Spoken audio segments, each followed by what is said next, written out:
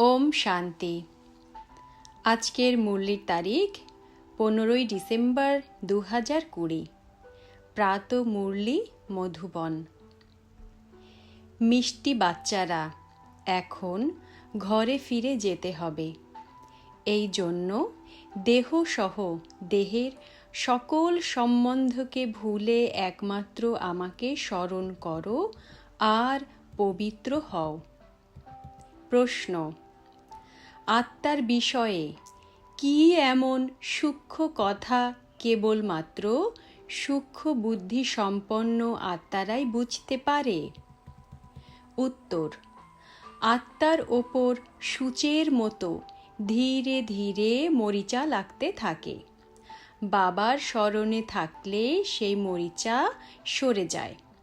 যখন মরিচা ছেড়ে যায়, অর্থাৎ আত্মা তমপ্রধান থেকে শতপ্রধান হয়, তখন বাবার আকর্ষণে বাবার সাথে ঘরে ফিরে যেতে পারে।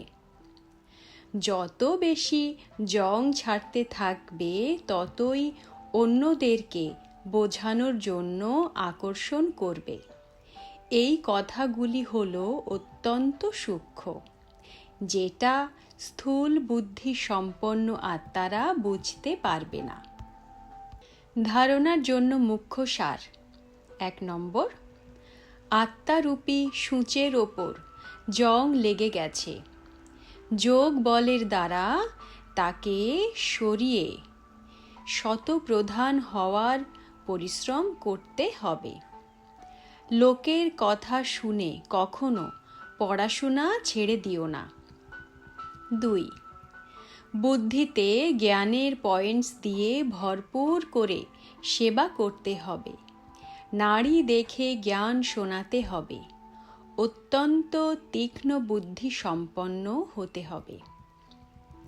আজকের বরদান: আদি আর অনাদি স্বরূপের স্মৃতি দ্বারা নিজ স্বধর্মগুলিকে ধারণ করে পবিত্র আর যোগী হও।